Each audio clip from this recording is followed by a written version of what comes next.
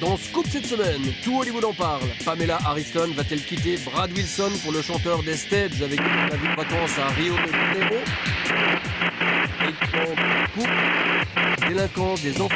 Chers téléspectateurs, chères téléspectatrices, excusez-moi de cette intrusion. Je vais perturber le programme de vos émissions pendant quelques minutes afin de vous délivrer les messages qui suivent. Ne cherchez pas à savoir qui je suis, ni où je suis. Appelez-moi Lazarus. Je vous souhaite bien le bonjour. Avant de passer aux choses sérieuses, je peux vous affirmer que la lumière qui guide ma démarche est celle de la justice et l'égalité, éclairée par le doute et la raison. Nous sommes tous l'objet de croyances. Nous sommes tous des croyants. Mais notre intelligence nous permet de progresser et de nous débarrasser de nos stéréotypes et idées farfelues grâce à la science, au raisonnement, à la connaissance. Prenons un exemple simple, les miracles religieux. À Lourdes, par exemple, 6 millions de pèlerins se ruent chaque année en espérant souvent des guérisons en tout genre. Et cela a fonctionné 68 fois en 150 ans. Comment analyser ces miracles d'un point de vue rationnel? Si l'on place tous ces miracles reconnus par l'Église sur un graphique, on voit que leur nombre diminue de manière très visible dans le temps. Il y en a de moins en moins au fur et à mesure de l'évolution de nos connaissances médicales, et il y a fort à penser que la plupart des miracles anciens s'expliqueraient scientifiquement aujourd'hui. Il en va de même dans la psychokinèse.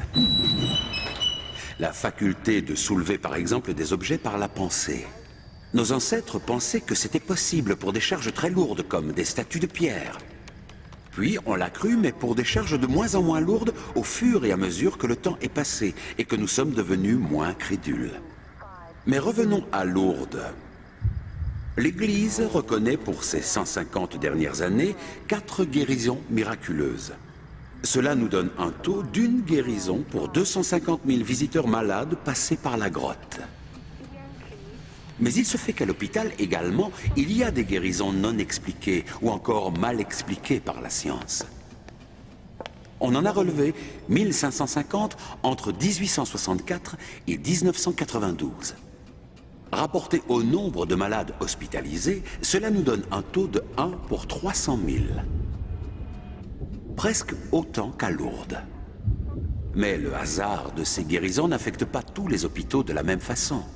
Certains sont plus chanceux que d'autres. Les résultats hospitaliers donnent un résultat en forme de cloche autour de la moyenne. Certains hôpitaux ne comptent aucune guérison non expliquée, alors que d'autres en comptent plusieurs. Or, les résultats de Lourdes tombent dans les résultats de ce graphique des hôpitaux. Autrement dit, d'un point de vue statistique, il ne se passe rien à Lourdes. Il arrive qu'un malade guérisse de manière surprenante, mais pas plus que dans les hôpitaux. Je vois que nous avons réussi à joindre le professeur Henry Brock. Il est physicien et spécialiste de la zététique, l'étude des phénomènes dits paranormaux. Nous allons voir ce qu'il en dit. Professeur Brock, c'est un honneur de vous voir et de vous entendre. J'ai donné quelques informations à propos des miracles de Lourdes. Est-ce que vous pouvez nous en dire plus sur ces phénomènes? Ce qu'on peut dire, c'est que le nombre de guérisons miraculeuses à 100 ans revendiquées à Lourdes chute vraiment très très rapidement. C'est-à-dire que le paramètre réel pertinent au cours du temps, c'est la sophistication des moyens de contrôle. C'est-à-dire qu'au fur et à mesure que la médecine et le diagnostic médical a fait des progrès, on s'est rendu compte que ce qui était revendiqué comme étant quelque chose de soi-disant incurable, etc. Mais en fait, ça l'est, et quelquefois, c'est même par des effets psychosomatiques que ça peut guérir, quoi. Donc, au cours du temps, le nombre de miraculés diminue fortement, quoi. Est-ce que vous avez une idée de la manière dont les guérisons sont reconnues comme miracles ou non par l'Église catholique? Alors, la manière dont les miracles sont reconnus. Alors, comment ça se passe? Quand il y a quelqu'un qui pense avoir aidé, quelqu'un va à Lourdes, se baigne par exemple dans les piscines, ou visite la grotte, etc., ou va assister à une messe, la personne a l'impression de ressentir, enfin, elle ressent quelque chose, elle est guérie, elle se prétend en tout cas guérie. Il faut que la maladie soit grave, il faut qu'elle soit répertoriée par la médecine, connue et répertoriée par la médecine, de manière qu'il n'y ait pas d'ambiguïté. Il faut que la guérison ait été instantanée, subite, vraiment, tac, vraiment la personne arrive à Lourdes et puis elle guérit vraiment instantanément. Et il faut que la guérison soit parfaite et définitive. Ça, c'est vraiment un des points importants. Si on s'aperçoit ensuite qu'il y avait eu un petit problème au niveau du diagnostic ou quoi, le Vatican n'a aucune structure pour démiraculer quelqu'un. Donc ça montre bien qu'on est vraiment en dehors de tout système qui serait scientifique, puisque la science, par définition, c'est un processus autocorrectif de recherche. Et là, dans la soi-disant recherche de la validité ou non d'un miracle, il n'y a pas de correction possible. Si l'évolution médicale est suffisante et permet d'expliquer des soi-disant miracles anciens, ils ne sont pas retirés, ils restent dans la liste quand même, et puis ça continue justement à faire l'effet médiatique pour les sanctuaires de Lourdes. La souffrance des gens, c'est un capital énorme pour Lourdes, quoi, finalement. Professeur, quelle leçon plus générale peut-on tirer de l'analyse de ces miracles? Un miracle, il a nécessairement besoin d'une preuve plus qu'ordinaire, et ça on peut l'expliciter. Et le deuxième point, c'est pas aux scientifiques sceptiques, disons, de démontrer qu'un miracle n'existe pas, mais c'est aux tenants des miracles, donc en particulier les gars du sanctuaire de Lourdes, de prouver leur miracle. Merci, professeur, de nous avoir éclairés de vos lumières. Je ne peux que vous recommander la lecture des ouvrages de Henry Brock. Je voudrais maintenant vous présenter quelqu'un qui a des révélations à nous faire. Comme vous allez le voir, cette personne ne peut nous révéler son visage ni son identité. Il s'agit d'un insider, un témoin de l'intérieur. Bonjour, cher insider. Tout d'abord, merci d'être venu jusqu'ici avec les yeux bandés. Vous comprenez bien que ce lieu doit rester secret. Qui êtes-vous exactement? Je suis consultant en communication de crise. Je travaille dans une grande agence de communication. J'accompagne des clients, des entreprises notamment, par exemple dans des plans de licenciement. Alors je fais en sorte que l'annonce soit la plus sereine possible, qu'elle ne génère pas d'agitation parmi les salariés, qu'il n'y ait pas trop de brouhaha dans les médias. Mon travail consiste à limiter la casse en termes d'image et de réputation pour les entreprises. Je suis là pour les conseiller quand il y a des plans de licenciement par exemple. Quelle heure conseillez-vous? En général, des petites choses comme faire des annonces de licenciement le vendredi soir. Comme ça, les salariés peuvent digérer l'information, ils ne peuvent pas créer de mobilisation immédiatement. Au moins, on est sûr de ne pas avoir une grève le lendemain. On passe le week-end tranquille, le week-end sert de tampon. Alors sur place, j'aide les responsables de la communication à gérer l'information et à déterminer les mots consensuels pour atténuer la protestation des salariés. Je leur dis quels mots il faut utiliser ou ne pas utiliser. Je leur apprends à montrer de l'empathie aussi pour les employés qu'ils vont licencier. Même si de toute manière le message au fond reste le même, il s'agit de dire aux gens qui sont virés. Je dois aider à rendre acceptable ce qui est inacceptable. Donc, on aide aussi à rédiger des communiqués de presse pour expliquer la décision, donner les raisons stratégiques, donner le change. Vous apparaissez comment dans ces situations? Ah, mon nom n'apparaît jamais nulle part, ni celui de mon agence. Je suis un conseiller de l'ombre d'une certaine manière, un prestataire totalement caché. C'est un commerce qui marche bien? On facture dès que la crise éclate, c'est un peu comme des avocats. Les clients ne comptent pas dans ces cas-là, ils veulent que ça se passe bien et le plus discrètement possible. Vous avez d'autres types de clients? Oui, il nous arrive aussi de conseiller des hommes politiques. Parfois de premier plan, on doit les aider à trouver un bon angle dans le cas d'affaires qui les mettent en cause, par exemple. En général, je traite soit avec les conseillers, soit avec les hommes politiques en direct. Que leur conseillez-vous? En général, quand ils sont pris dans une affaire, on leur conseille de nier tout en bloc. C'est le premier point. Ensuite, on fait en sorte que les médias se focalisent sur un détail sans importance. Quelque chose d'anecdotique, pour faire oublier l'essentiel. On essaie de détourner l'attention. Et puis on attend que les médias passent à autre chose. À cela s'ajoutent d'autres approches, comme la victimisation. On tente de renverser la posture du coupable en celle de victime en surjouant la souffrance. La souffrance qui est ressentie face à l'affaire et aux accusations. Alors on forme le politique en question à attirer la pitié et à se montrer dans une situation douloureuse. Mon job à moi, c'est de noyer le poisson, de faire de l'enrobage. Et j'atteins mon objectif quand les médias se taisent. Vous arrive-t-il, vous ou vos collègues, de travailler à un niveau plus important encore? Moi non, mais certains de mes collègues sont amenés à aider des multinationales par exemple, des cigarettiers, des laboratoires pharmaceutiques, des entreprises agroalimentaires, lorsqu'ils sont face à un scandale. On utilise les mêmes stratégies de communication, donc détourner l'attention, transformer les coupables en victimes, et puis attendre que ça passe. Cela veut dire aussi que vous les amenez à communiquer sur des mensonges? Oui, faux rapports, informations minimisées, tout est possible. Il y a des exemples très célèbres chez les cigarettiers américains qui ont parfois menti sur les effets du tabac. Parfois des faux témoignages, comme le cas célèbre des couveuses du Koweït.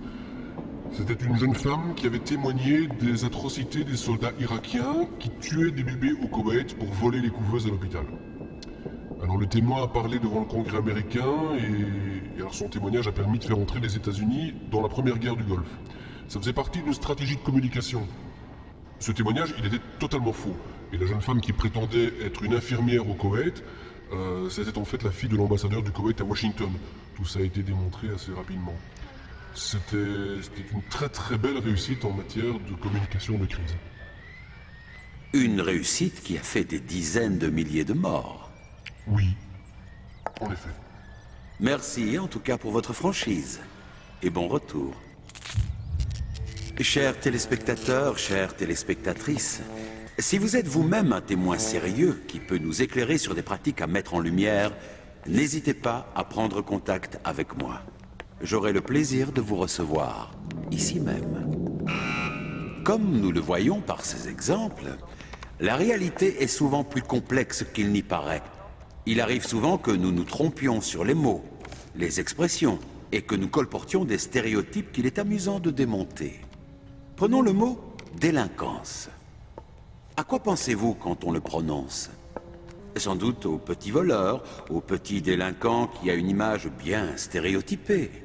C'est oublier qu'il y a beaucoup d'autres types de délinquance, auxquels on ne pense pas spontanément, et qui ont souvent des conséquences plus graves. Et parmi les crimes et délits, on trouve par exemple le proxénétisme, les cambriolages, les vols à main armée, les faits de dégradation, les agressions sexuelles, les viols, les stupéfiants, les escroqueries aux cartes bancaires et beaucoup d'autres choses. Mais ces chiffres peuvent être trompeurs. Par exemple, si l'on regarde le chiffre des viols, les enquêtes montrent qu'une victime porte plainte seulement une fois sur 10. Il y en a donc beaucoup plus que ce que nous en disent les chiffres officiels. C'est la différence entre la délinquance révélée et la délinquance telle qu'elle existe sans être mesurée. Sur l'ensemble des délits punis par un tribunal, on remarque que les homicides sont en fait très peu nombreux. Nous vivons donc dans une société plus pacifique qu'il n'y paraît.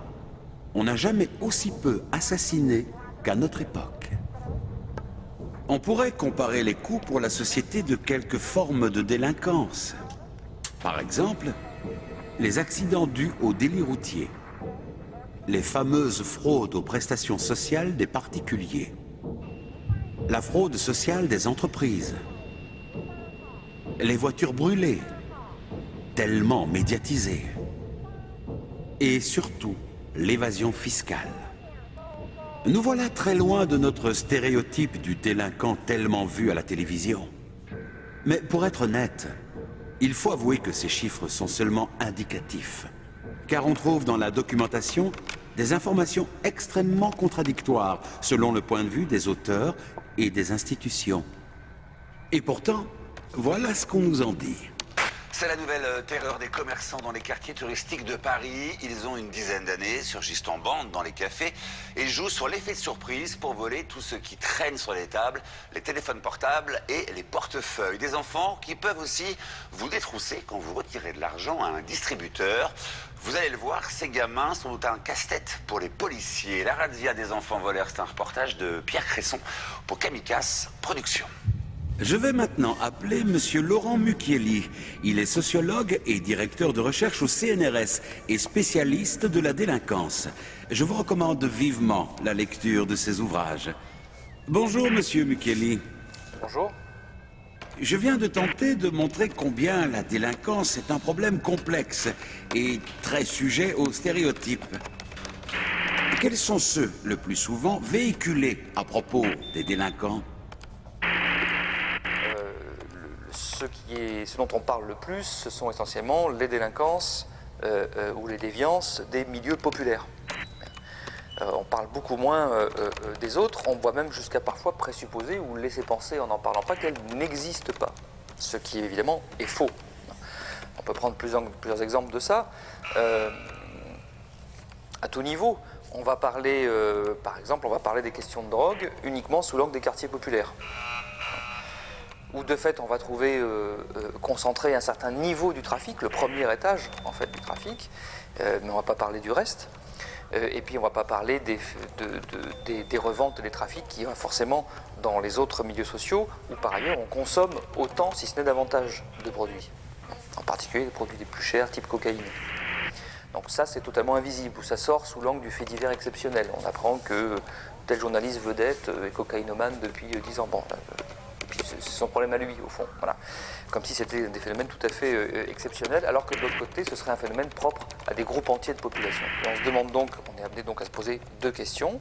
La première, c'est qu'est-ce qui pourrait expliquer que tous les mécanismes, au fond, de contrôle social et de justice sont concentrés sur les milieux populaires? Première façon de réfléchir. Et deuxième façon de réfléchir, comment est-ce que les milieux supérieurs, les classes sociales supérieures, dissimulent une partie des problèmes? Comment font-ils? Bon, les réponses viennent assez facilement. Hein. On voit bien par quels moyens financiers, relationnels, de réputation, de connivence sociale, etc. On peut tenter d'essayer de s'arranger autant que possible. On voit bien comment on peut essayer d'avoir recours à une autre voie que la voie pénale pour régler un conflit.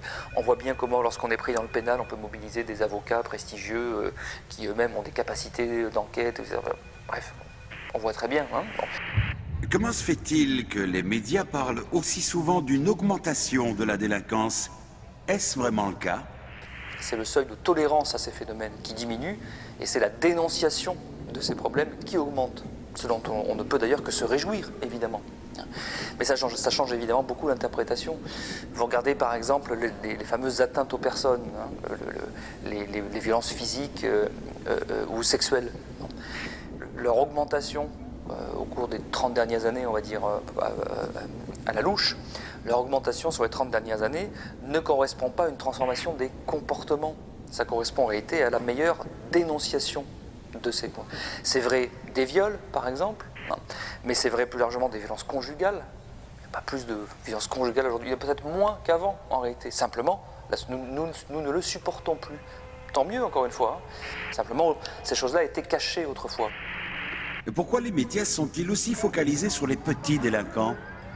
On peut constater, c'est qu'à toutes les époques, en fait, les délinquants sont leur bouc émissaire, au fond. Alors, c'est pas les mêmes selon les époques.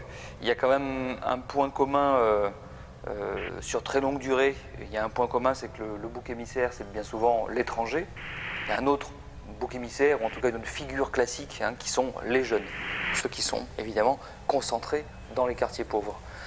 Voilà les questions de fond hein, qui se cachent derrière et qu'on ferait mieux de traiter, plutôt que d'entonner cette espèce de vieil rituel qui est au fond une chanson de vieux, hein, consistant à dire « Oh mon Dieu, les jeunes, quelle horreur, c'est plus comme avant, blablabla ». Monsieur Mukeli, merci. Merci à vous aussi et au revoir. Bonjour, monsieur Zimmerman. Vous êtes le cofondateur de la Quadrature du Net. Merci d'être venu jusqu'ici. Merci de votre confiance. Vous comprenez que ce lieu doit rester confidentiel. Alors, on me dit que vous êtes un pirate. Qu'est-ce que cela peut bien vouloir dire? L'industrie du divertissement et les politiques qui servent ses intérêts depuis des années appellent cela piratage. Mais en réalité, il s'agit de partage. Nous partageons la culture par Internet. Nous sommes des millions d'individus qui, sans but de profit, mettent à disposition d'autres individus un petit peu de leurs ressources, un petit peu de nos ordinateurs, un petit peu de notre espace de stockage, un petit peu de notre accès Internet pour rendre disponibles les œuvres que nous aimons, pour les faire exister et pour les multiplier. En réalité, la culture n'existe que si on la partage, et c'est ce que nous faisons via Internet. Mais dites-moi, est-ce que tout ça est bien légal ? Le droit d'auteur comporte ce que l'on appelle les exceptions. Il s'agit de pratiques qui sont d'intérêt général et pour lesquelles vous n'avez pas à demander l'autorisation de l'auteur. Par exemple, pour faire une parodie d'une œuvre, pour la montrer à une classe ou pour la copier pour votre usage privé, vous n'avez pas à demander l'autorisation. Eh bien, le partage, sans but de profit, entre individus, c'est la même chose, ça devrait être légal. Cela devrait être une exception au droit d'auteur. Et s'il y a un conflit entre une pratique culturelle répandue et le droit, ce n'est pas la pratique culturelle qu'il faut changer, c'est bien la loi. C'est pour cela que nous exigeons une réforme en profondeur du droit d'auteur qui, après des années d'une logique répressive, viendrait enfin prendre en compte les droits du public. Mais que répondez-vous à tous ceux qui disent que, à cause de tout cela, vous empêchez le financement de la création ? La question du financement de la création est évidemment essentielle. Et si l'on y regarde de près, on verra que l'on n'a jamais autant créé qu'aujourd'hui. Il n'y a jamais eu autant de musique, autant de films produits, et il n'y a jamais eu autant de modèles économiques expérimentés grâce à Internet. Ce sont des plateformes de cofinancement dans lesquelles le public va directement financer les œuvres qu'il aime, qui récoltent des centaines de millions d'euros chaque année aujourd'hui. Ce sont les dépenses pour les produits culturels des Français qui augmentent de façon constante depuis des années. Et on pourrait tout à fait imaginer de nouveaux modes de financement de la création mutualisés, comme ce qu'il se fait pour la musique à la radio, comme ce qui se fait pour la redevance pour la copie privée. Mais pour cela, il est essentiel d'abord de légaliser le partage entre individus et sans but de profit. Tout cela est très intéressant. Est-ce que vous pourriez peut-être nous montrer comment faire quand on veut partager des œuvres sur Internet ? Eh bien, c'est très simple. Pour partager, par exemple, en utilisant le réseau BitTorrent, il vous faut télécharger un logiciel libre et gratuit, comme par exemple Azureus ou Transmission.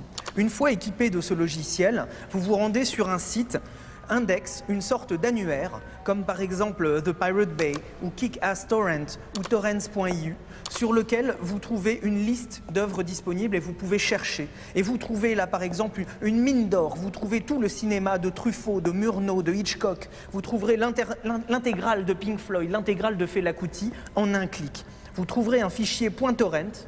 Lorsque vous le cliquerez, ce logiciel s'ouvrira automatiquement et ça y est, vous êtes connecté sur le réseau BitTorrent, vous partagez la culture à tous ceux qui s'intéressent à cette même œuvre et vous participez d'un ouvrage collectif dans lequel chacun participe à la culture. Eh bien, merci beaucoup, Monsieur Zimmermann. Tout ça était très intéressant. Et je vous remercie encore d'être venu jusqu'ici. Je vais maintenant vous rendre à votre programme télévisuel habituel. Encore toutes mes excuses pour ce piratage des idées reçues. Nous avons passé une vingtaine de minutes ensemble. Sachez que pendant ce temps, 260 enfants sont morts de faim. 16 millions d'euros de vente d'armes ont été réalisés. Pendant cette vingtaine de minutes, 52 millions de personnes ont regardé une vidéo pornographique. L'entreprise Nike a gagné près de 2,5 millions de dollars. Les Français ont dépensé 1,8 million d'euros dans les jeux d'argent. Depuis que je vous parle, 439 920 tonnes d'aliments ont été jetées à la poubelle en Europe. 100 femmes ont été excisées. 13 chômeurs en plus ont été enregistrés en France. Mais le spectacle continue, le divertissement ne s'arrête pas. Alors profitez-en.